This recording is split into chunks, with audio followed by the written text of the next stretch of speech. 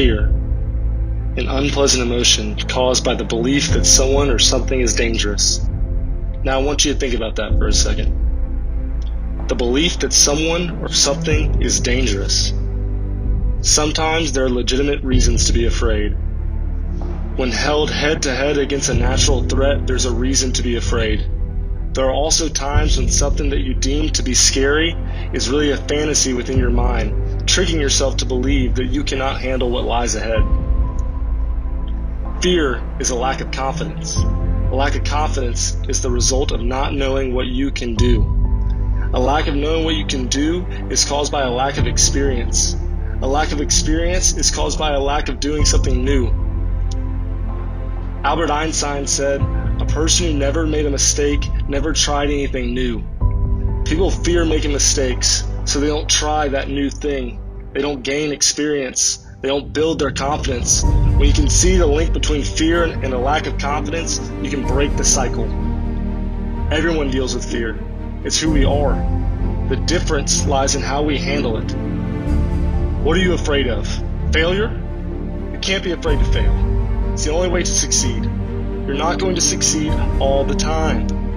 But if you have the right attitude, if you try hard, work hard, prepare enough, nothing will stop you from achieving your goal. If you have the wrong attitude, if you're unwilling to try, unwilling to work hard, unwilling to put yourself out there and learn from your mistakes, you will fail. So the goal is not to win, it's to change your mindset. Step out of your comfort zone. Nothing ever gets done there. Comfort zones are the equivalent to safety, the equivalent of sitting there and doing nothing. Don't fall into the trap. You're tougher than that. You need to be working every day. What's the next step? You can't climb a mountain without taking one step after another up the mountain face. You can't reach the end zone without making one play after another to cross the goal line.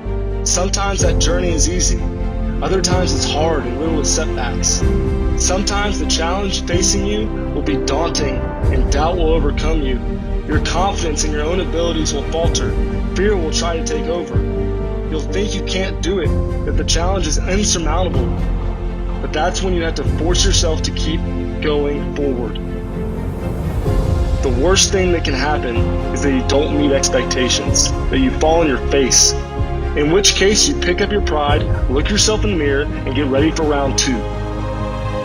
A common fallacy of people who are successful is that they are lucky, or that they are just inherently more talented than others. But champions are not made from luck or talent. Champions are chiseled over time through sweat, courage, and tears. Champions are made when no one is watching. The hardest thing to do is to work hard when nobody's watching. What are you going to do behind closed doors?